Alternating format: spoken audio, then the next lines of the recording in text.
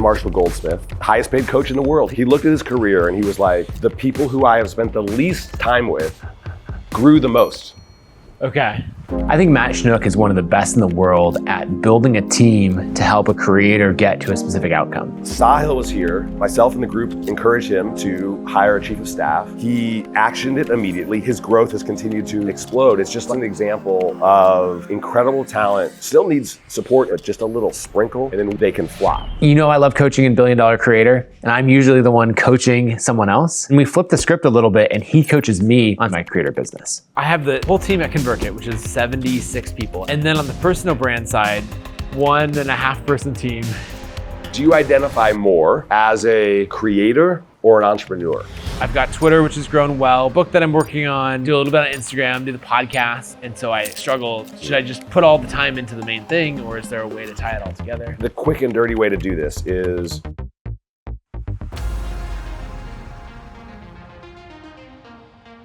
Well, Matt, thanks for hosting us here in Cabo. great to have you here, man. So we're going to do a bit of a different episode today. We're going Cool. to dive into some of my stuff, Yeah. your experience on building teams, all of that. But first, we got to give people some context. Yes, So you built and sold your first company. yes. Take us through the high-level version of that. So that was a Web 1.0 company. I moved to San Francisco in the year 2000. The first bubble was about to burst. Great time to move to the city. Yes, Perfect timing. perfect time. But the company that I worked for survived. It was an early company that was pioneering like trackable customer acquisition. Okay. They wouldn't have called it an affiliate model, but it was Yeah. like pioneering affiliate stuff. It was called Quinn Street. They actually went public. Oh, yeah. And yeah, a bunch of the one smart decision I made there was I went to work for experienced smart founders in a sea of, at the time, like 22-year-olds starting companies. Right.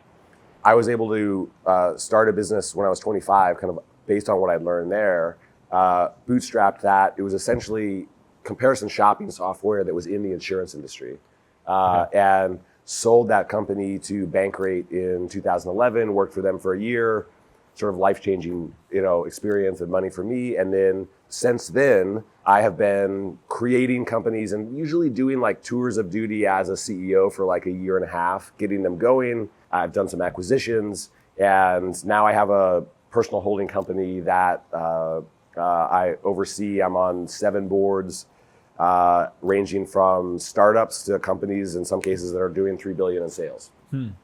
So now at this point, you're doing a personal holding company before, like now it's almost a meme on Twitter. Yeah, right? exactly. But you didn't plan to get into that in No, that way. You just, that's actually like a relatively tidy way to say, I'm a serial entrepreneur, and the outcome of being a serial entrepreneur is you end up starting a bunch of stuff, and then in your orbit, you have a bunch of companies that you have, in my case, anywhere between like 25 and 75% ownership in. right. How many companies do you have at least 25% ownership in now? 4 now, Okay. and that's plenty. That's enough. Yeah. Though we've been talking here about another business you want to start. So, Yes, exactly. Yes. We say that's plenty, but Yeah, that's a good point. the serial entrepreneur. That's a good point. That's a good point. Yes. You keep coming back Yes. to the gambling table. Yes. So another thing that you and I have in common is a deep love for really great coaching. Yes. And I think something that you've done that's interesting is first being a student for a long time. Yep. And really exploring a lot of different coaching methodologies. And I want to get into that a little bit. Yeah. But then also coaching, if we think about coaching from a billion-dollar creator perspective, Yes. it's a service. It's time for money. Yeah. Now, you've taken a different approach. It's always stood out to me of saying, like, what if I own the companies that, and I don't operate them, but instead I hire great leaders, and then I take all of my coaching talents and learnings and everything, and I just focus on coaching them. Yes. And so instead of getting paid $2,000 a month to be an executive coach, or $10,000 a month, you say, what if I own 75% of the company? Yes. And I get all of this upside. Talk about that some more. Yeah. So executive coaching is one path, but why not? What I did is I've studied almost every great executive coach that I could find. Who are like the top 3 that you? Well, I think people worth really looking at. It's worth looking at Marshall Goldsmith, who was one of the early like pioneers in performance-based executive coaching. So he'll coach like Fortune 50 CEOs, CEO of Pfizer, CEO of Ford. I think Matt Moshari is an interesting one to look at. I don't know him. I would say is one of the more respected in the VC-backed world. So he initially coached Naval. Yeah. Naval then introduced him to Sam Altman. Sam Altman then introduced him. And then I also think it's really interesting to study coaches in other disciplines. Like why is Greg Popovich a great coach? I like to pull from all of those disciplines. I've been heavily influenced by Dr. John Gottman, who could predict divorce with 91% accuracy because he identified, these 4 patterns of conflict that are toxic. I went to go study with him, and I realized those are the same things that kill a company culture. Yeah, it turns out people are people. Yeah. And it doesn't matter if it's a business relationship or a romantic relationship. Yeah, so I've trained myself to become, I think coaching as a tool set then allows you to be a really effective entrepreneur or acquirer of businesses or, to be in the situation where I'm either owning or advising or coaching CEOs, but I'm doing it for the upside, which feels more fun. Was that clear to you early on of like did you ever consider executive coaching as a business yourself? Yes, I flirted with it because there's a part of my mind that made me successful as a bootstrapped entrepreneur, which is like, how do I make cash flow early? I have personified that person. I call him Uncle Ed because there was an uncle I had that started a family business who was just like, I had to be so scrappy. I had to figure out how to make this work. And I have a little bit of that in me. And that's very effective. Like when I started my first business, it was nights and weekends until it got to 20 grand a month until I could leave my job. That helped me do that. Uncle Ed at times were like, you're a talented executive coach. You could just charge for money. That could cash flow. Over time, I've had to learn how to, put that part of me in its place because otherwise I just sort of stay in small mode. That was the right advice for a certain season. That's right. Yeah. That's right. So I have thought about it, but I ultimately decided not to because I just have more fun and I like the risk and the upside of aligning in deep partnership with the CEOs. Something that I think you're remarkable at that we talk about often is finding that talent. Yeah. And then how you develop talent, both for your own companies. Yes. Then you've also found a lot of talent for a lot of our friends. Yes. As you help them get a chief of staff in place. Yep. What's kind of your process and thought process around that? So one of the companies I started, so after I sold my company, the first company, one of the next companies I got involved with was for profit, but had a real impact mission. So it was actually a company focused on hiring in sub-Saharan Africa. Yeah, it's called Shortlist, and it does large scale hiring programs and now also executive search. And so I went deep on the science of hiring. I would say one of my biggest takeaways, work samples are just the most predictive of, is somebody gonna work out well? So I really look for a signal in their past, or can we do something small together that shows those signals? To tie it back to coaching, Marshall Goldsmith, I reviewed his career and he said something that stuck with me and kind of haunted me. He looked at his career and he was like, the people who I have spent the least time with grew the most. Okay. And he's the highest paid coach in the world. He gets paid like 6 figures sometimes for a session. The people I've spent the least time with. Yes. In some cases, not all. Yeah. Grew the most. Yes. Wow. So the takeaway. The takeaway from him was there are people who have so much potential and talent. They really just need a little sprinkle. Okay. And when they get a little bit of sprinkle in the right direction, they can fly. I look at my own portfolio, I look at my own history. There are times in which I was just as good of a coach, mentor, whatever. Yep. And the harsh truth was I could get a lot of my identity wrapped up in fixing the situation. And the reality was that leader wasn't really able to get there, right? And so I would say how I've developed or seasoned is try to internalize that feedback. And I look for, can I give somebody a little bit of feedback and how well do they respond to that? Okay. That could be in a little case study, right? I get a case study back in an interview and I ask for a little bit of a revision in this direction. And if they totally get it initially, right, that's just awesome, right? Or, we've seen it in this group at the Inflection. Sahil was here a year ago and myself and the group encouraged him to hire a chief of staff, given the vast growth of his opportunities. And all the things that he's doing, yeah. All he did is hear that once. He actioned it immediately. He found a candidate, and his growth has continued to explode. It's just like that. That's an example of incredible talent. Still needs support and some guidance, but just a little sprinkle. So when we dive into that chief of staff and thinking about that role, That's something that a lot of people have, been coming to you for advice Yes. on. And that's one that I'm considering hiring at ConvertKit. It's a little less of a creator chief of staff because of the scale of ConvertKit as a business, but they need to play in both of those worlds. I'm curious, as you were thinking about, all the creators listening who might be at 500,000 a year in revenue, $1 million, $2 million a year in revenue. At what point would you recommend that they hire a chief of staff or a head of ops? And then what should that role look like? Yeah. One of my favorite ways to help any growing creator or entrepreneur think through this is with the Zone of Genius framework from the Conscious Leadership Group, originally from Gay Hendricks. And the quick and dirty way to do this is take the last 2 weeks of your calendar and perform what's called an energy audit. Look at what you're doing and mark each activity as either red or green by the simple classification of, did this activity give me energy or did it drain me? And if it's in the middle, mark it red. Okay. Add up your time. The goal is 80% green, but almost nobody is there early. But the general thesis is the more time you can spend in your zone of genius, the better your business will grow, whether that's creating or otherwise. And zone of genius quickly is just defined as it's something that gives you energy, and it's something that you're also world class at.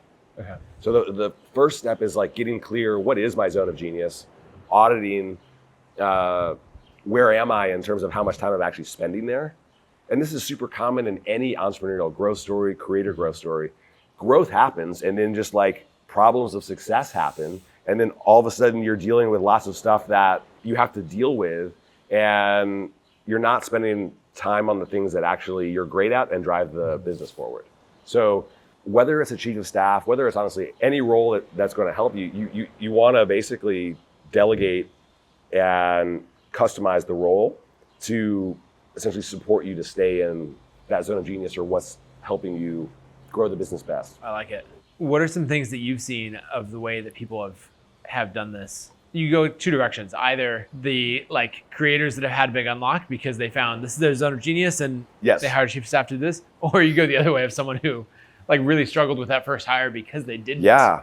So especially if you're whether you consider yourself a creator or you're I identify myself more as a CEO who has sort of come to learning about the power of creating. One of the number one challenges is how do you stay consistent?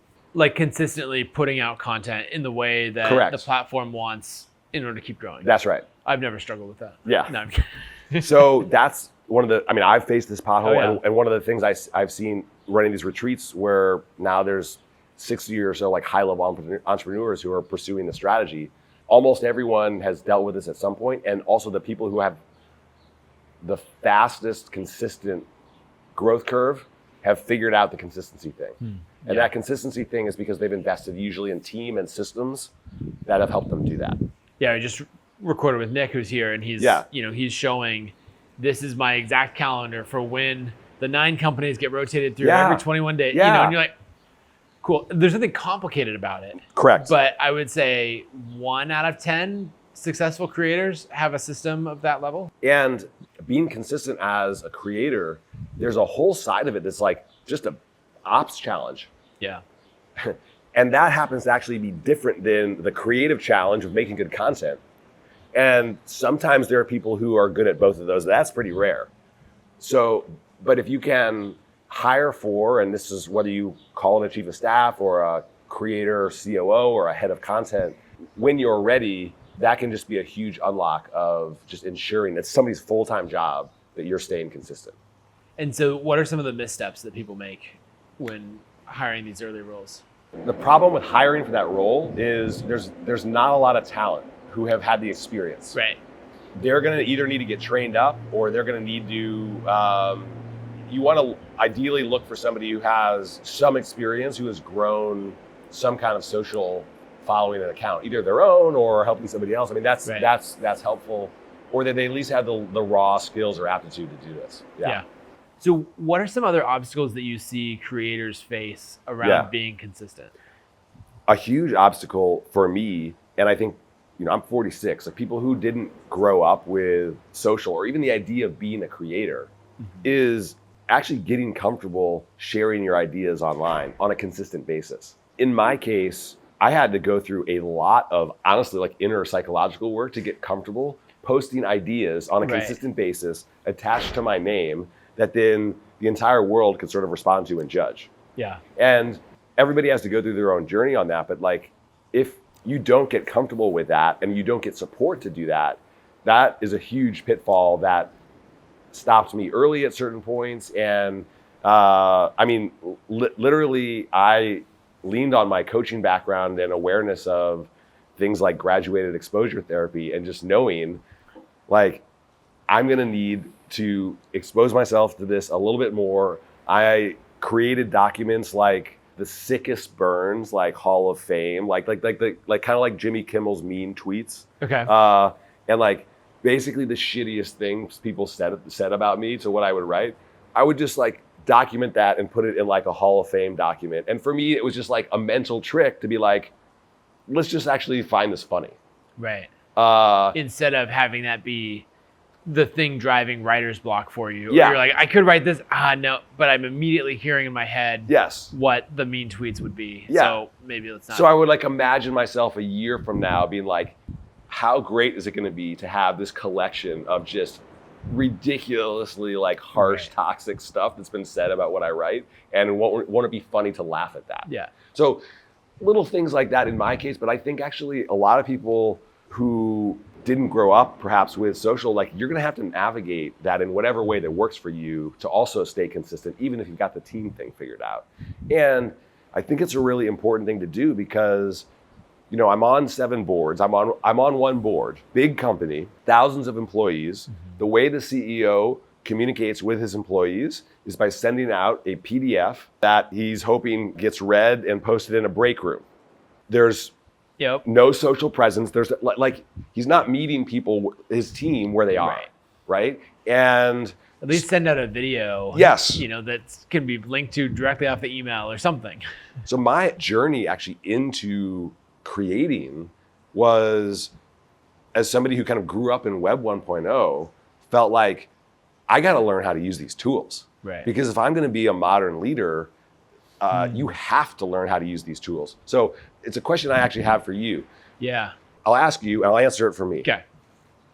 Do you identify more as a creator, a CEO, or an entrepreneur?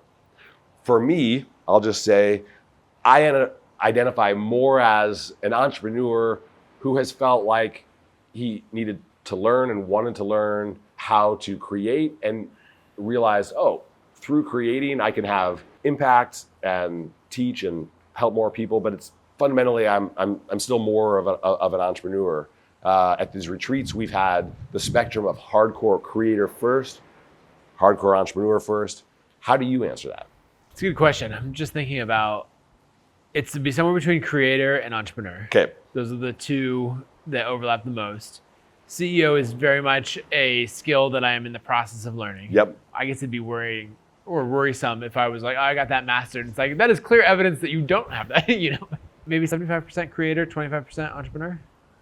And do you feel like ConvertKit, I know it really serves creators. Right.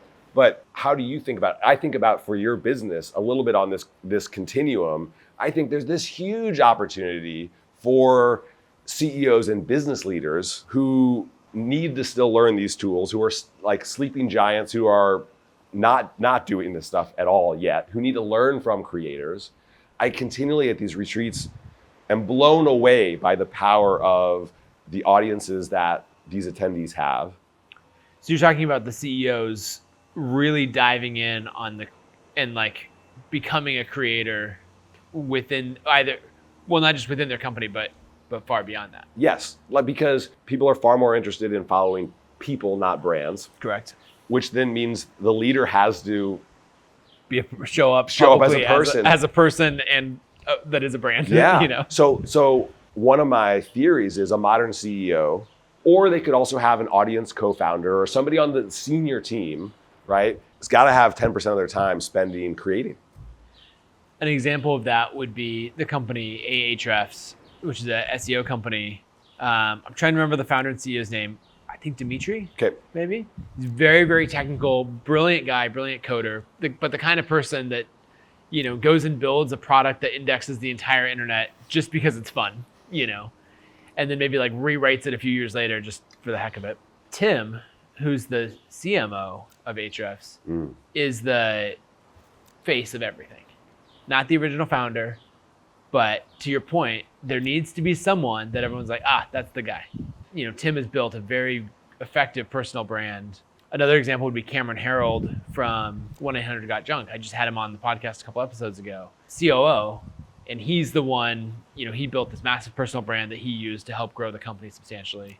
So there's definitely examples of people doing it. One thing that I struggle with is, you know, being originally creator first. Maybe we balance like ConvertKit's brand versus Nathan Barry brand. Originally Nathan Barry brand, relatively speaking, is much bigger. I'm using that to grow ConvertKit. And there's sort of this middle season where my brand and my content fell to the back burner, and then ConvertKit has become so big, even to the point I was doing a trip to Denver. This is maybe 2018, 2019, and looked up some of our top customers in Denver, sent them emails and said, hey, I'm Nathan, I founded ConvertKit. I'm gonna be in town. I'd love to take you to coffee or lunch or something and just meet up. And I get this email back from this woman who runs a big popular photography community and all that. And she replies and goes like, yeah, I'd love to. But like there was a couple days between the reply.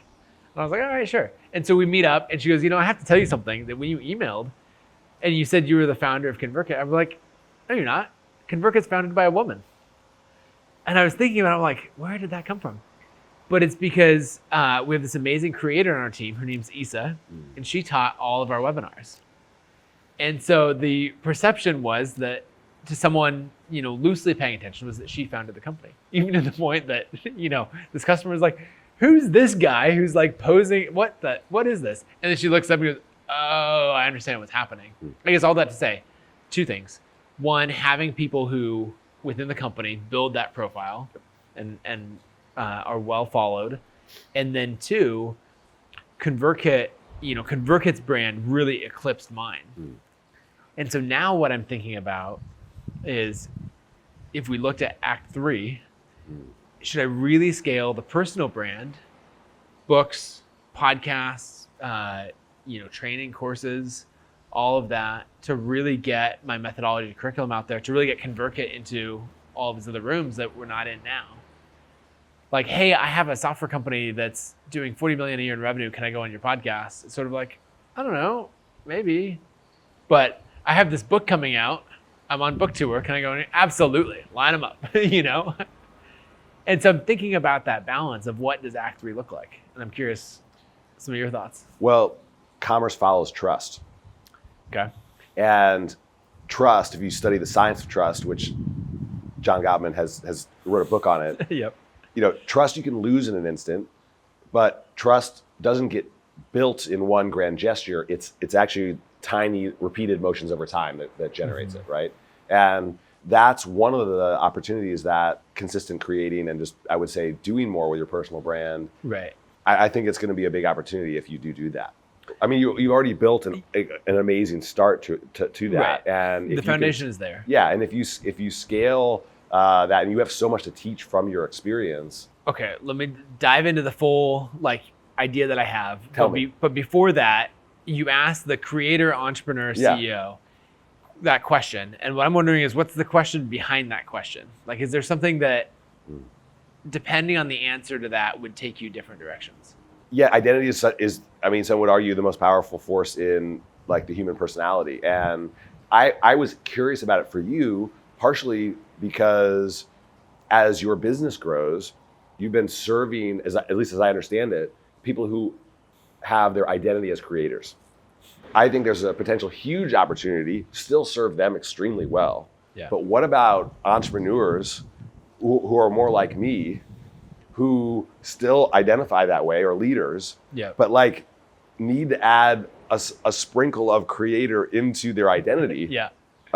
And they need a lot of guidance, tools, and support.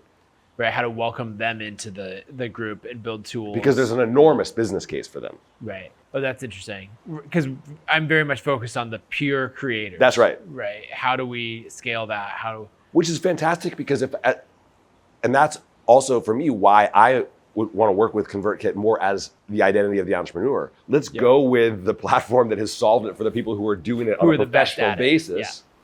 Yet, what I think the world is still relatively asleep to is how important integrating aspects of being a creator into modern business leadership. Right. And there's a meaningful budget there and everything else. Very meaningful. And business case, yeah. Right. I'm intrigued by that. I think there's a version of, maybe it's an iteration of Paperboy, the newsletter growth agency, that we take where it's like doing more of this for you. Yes. To take the content you're already creating in your business or something. Because, a CEO is like, I'm going to hire a team. I hire a team for everything. If I'm going to do this creator thing seriously, I'm going to hire a team for it. And so if you could be that team, it'd be interesting. I mean, you have a team now. Maybe talk a little bit about what your team is that supports you in the level of creating you're doing today is, and then what you might need to envision if you go after this big swing. I have the whole team at ConvertKit, which is 76 people, I think, right now. And then more contractors beyond that, but that's our core team. And then on the personal brand side, what I'm doing is I've got a book that I'm working on, a Flywheels course that I've done. I've got Twitter, which has grown well, but kind of stalled out as I haven't been consistent with it. Do a little bit on Instagram, do the podcast, and all of that is supported by, I have a head of content, and she's fantastic. She does a lot of writing. She knows my voice very, very well, and we'll co-write a lot of things together. Things like when I did the Flywheels course, she's the one that will interview me and we'll talk through it a whole bunch, and then she'll be like, okay, now everything we talked about, here it is organized in 4 lessons, or in sequence like that. And then I have an agency that supports me on the podcast. They do the editing, the clips, the promotion on Instagram and YouTube, and that's it. That's the entire. So it's very lopsided, right? If I think about the results that I'm getting on the personal brand side versus the results I'm getting in ConvertKit, like it kind of like this has a 76-person team and is adding, many millions and millions of dollars a year in revenue. And this has a 1.5-person team and is kind of stalled out. And I guess that points to some of the problem. And if you were to take the bigger swing, what would be some of the key pieces you would imagine adding to that team to be more consistent and hit this goal? 5 books in 5 years, like all these things. Yeah, I have so many ideas for content. Yes. Because I write these flagship essays that I spend months on, get all my friends to help critique and co-write and all of that, and they get referenced for years. People are like, this essay is better than Rich Dad Poor Dad, and but I can't gift the essay to my son for high school graduation, but I can gift Rich Dad Poor Dad, right? And so I have all these ideas, 5 books lined up to write. There's a lot. I think the one that I'm really wrestling with the most is what to do with the Flywheels content, because there's 2 versions of it. One is honestly the half-assed version, or the my priorities are in other places version, and that's make the course, finish it out, record it with a fantastic video team and all of that. I've taken 25 people through the live cohorts as I've created it. So finish that, put it live, sell it for $1,000, so it's a premium, or $1,500, so it's premium price point, and then just have that exist. And then the other option is turn it into a substantial program, like a group coaching program that people are paying $5,000 to $10,000 a year to be a part of. It's the course, it deep dives into all of this. Maybe there's a call every other week where I'm working through teaching Flywheels live, because the thing is it requires that hands-on application. People are like, oh, I watched the material and I kind of got it. And then when I say okay, let's make your flywheel, and we map it out, and they're like, oh, now I understand. And everyone else watching is like, now I get it. I have all these friends like Mike Brown, Dan Martell, and others who have built these coaching programs that do millions of dollars a year in revenue. But even if you build that coaching program to $3 million a year in revenue, ConvertKit, is at $43 million a year in revenue right now. And so I struggle. Should I just put all the time into the main thing, or is there a way to tie it all together? I don't know. It's a big open-ended question that I'm wrestling with here in Cabo at a mastermind. I mean, I'm not going to claim to have the answer. And by the way, one of our principles at these masterminds is experience shares over direct advice, which I think is also like a good. I'm down for direct advice too, anytime. But yes. But I think what I'm more torn on is your time investment related to the bigger coaching piece and all that sort of stuff. Right. What does really resonate though on my journey of stepping into creator, like I have really leaned on the support of basically like cohorts, peer groups, and effectively, I cobbled together what you're describing. Right. And it's been absolutely essential. Mm-hmm. It's absolutely a need. And I can see how it's synergistic with ConvertKit. What I worry about is it being a time vampire for you. Right. So then one of my favorite questions, I don't know where I got it. I don't know if it's from Dan, my coach from Reboot, or something else, but favorite question is, what would have to be true? So what would have to be true to do all of this content creation that I'm talking about, right? Like, I look at people like Nick Huber, others who, like, the power of the audience is just insane. And I experience that every day, on a smaller scale.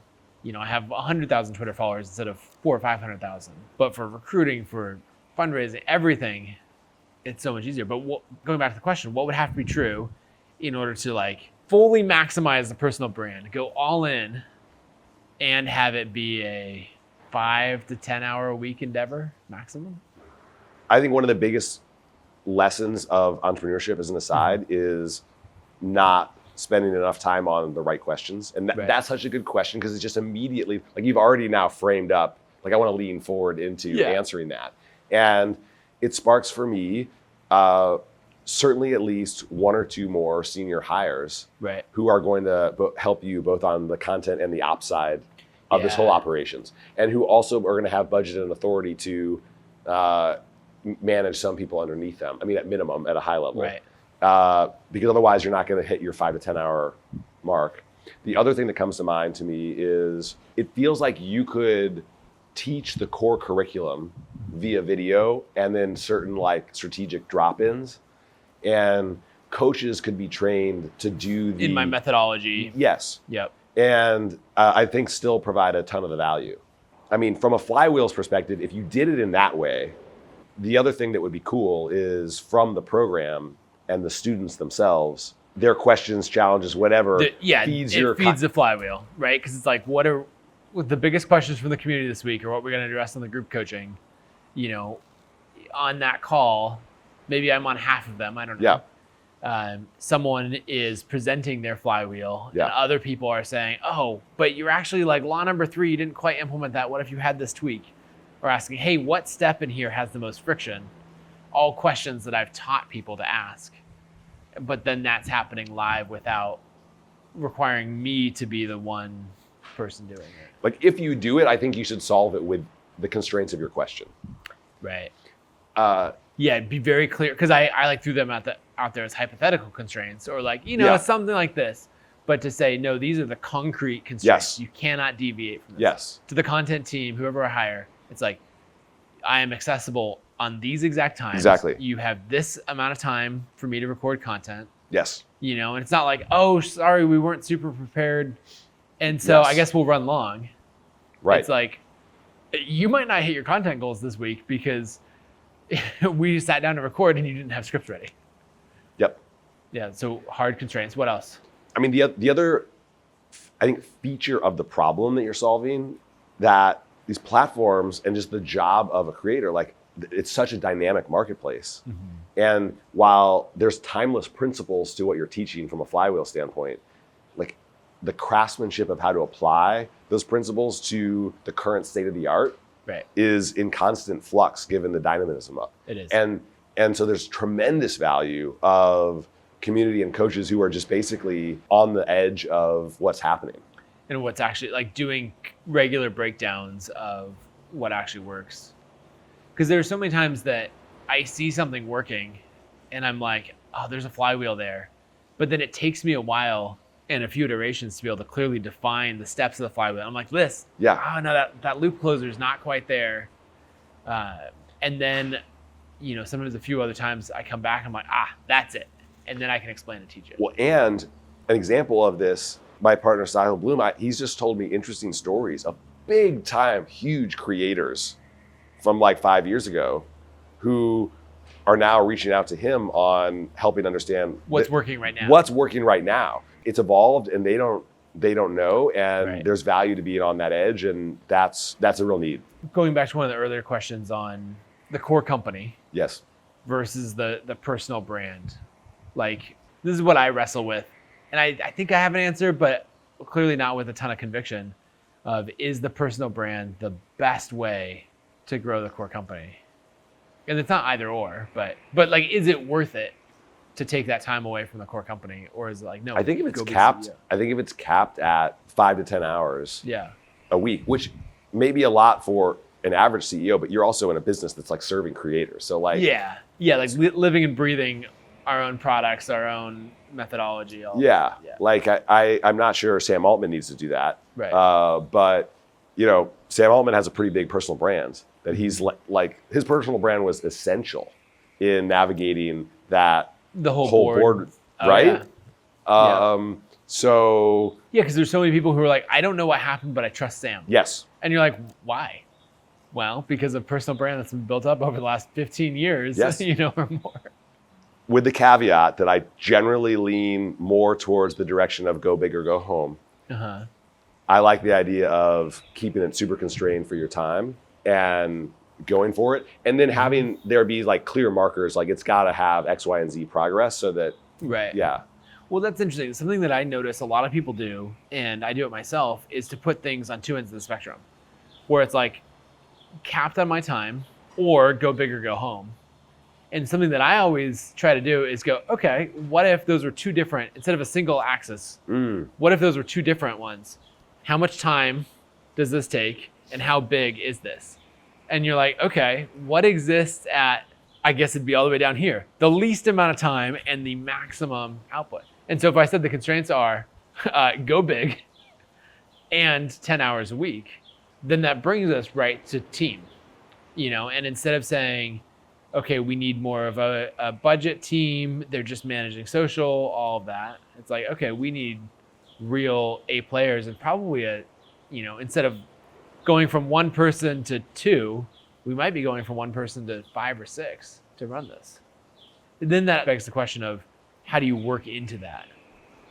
Is there like gradually iterate, hey, we're going to make an additional hire. And then 6 months later, we're going to evaluate where we're at and maybe make another one. We're going to start with some, one more full-time hire and a contractor.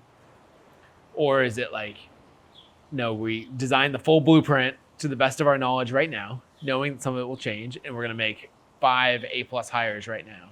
What do you think? My quick bias, going back to your time constraint, is the first additional hire might not need to sit at the top. You might already have that person. Yep, I think but I do. it's the first additional hire is more senior than junior.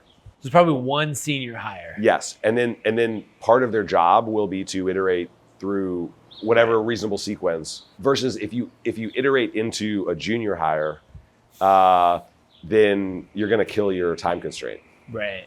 I was just laughing. I was thinking about random constraints. Like, I would immediately get a designer in, not full time, but on contract, because it's a very easy thing to have brand style guide set. This is the way we do it, and then work with these designers. But I was laughing because I still do a bunch of design, because that is my core original skill set. And you're just immediately like, that is the fastest way to blow through your hard time cap, is to like go do, $100 an hour work as a designer. Oh, so you might also need, as part of the solution, I know you already invest in coaching, but you may need somebody who can essentially hold you accountable for not diving into Right. which is the hardest thing to do. Yeah. You basically spending time on that design love that you would love to do. Yeah, because it's fun. And it's one of those things that I'm very, very good at, and it's just not a good use of my time. Because there are people who are not that expensive in the grand scheme of things who are just as good as I am. Yeah, so a question I would maybe leave you with is, who or what system could hold you accountable for that risk related to your time goal? Yeah, so we're kind of coming to it from a few angles. One is clearly define the time constraints and set the schedules. right? This is exactly how we can show up. This is when I write. This is when I meet with the team. This is when we sit down and record, that kind of thing. And then from there, that's one side. Then go to the other end and say, okay, what does go big look like on this? Because we can't mess around with a little $500,000 a year creator business, because that's a waste of time. But if you can get to a $5 million a year or even a $3 million a year creator business that really feeds ConvertKit, then that's worth it. So, small time constraint or very clear time constraint, very big goal. And then these pieces start to come together and it's like, okay, what team has to exist to work within this? And then we go to, what are the traps and pitfalls that are likely? Now, how am I going to know if I'm falling into those? And who's going to be like, dude, don't do that, right? Whether it's a coach or more of a peer mentor who's saying like, hey, why don't we do a once a month call, or you send me a 10-minute video update once a month of how the personal brand stuff is going. Yeah. And they'll be able to tell me like, oh yeah, and what did you spend your time on? You could probably send a 5-minute Loom once a month to Nick Huber, and he would send you back a 2-line text to tell you what exactly. And that's one solution that would probably work really well. You'd get a profanity-filled audio memo back, do all of this differently, and these exact things. Yeah. And I think you and I can both really want to feel like we've methodically thought through a lot of things, which is both a beautiful strength, but it also in some of these areas can there's a downside to it. And so whether it's him or not, I'm sure you do it. He would totally do it. I could just send it to the Camp Cabo there text you go. thread. Do that. And then there's a solution. Right. Yeah, here's the monthly update on how it's going. The other thing that I was realizing is I can separate the creation. I need to identify the difference of the creation versus the maintenance. Because some of these things, like the Flywheels course, is a good amount of creation work, but not that much maintenance work. But then there's other things where, I got to the point that I've got 30 to 40 threads that I wrote on Twitter that do really well. I've reposted them multiple times and it's done great. And that's how I grew from 30,000 to 100,000 followers in a year. And then the next year I added 25,000 followers because I took my foot off the gas and I didn't have the system in place. Which I guess is ironic since I teach a course on Flywheels. But it's one of the lessons of Flywheels is they're not perpetual motion machines. They still require some level of input. It might be the equivalent of standing there with 2 fingers to just barely keep it spinning. But if you stop and you walk away, then you come back a while later and you're like, why did it stop? And it's like, well. And you may need to build in some slack in the system, compassion for yourself, what have you, in the beginning to make that initial creation investment that might not be able to look like 5 hours for that week. Right. Right. But that's different so long as it's in service of, getting to that goal over time. How it all fits together. In those key hires, any thoughts or insights on how to go about vetting that talent and what to look for? It's going to be such a fun journey to be part of this team for the right people. Right.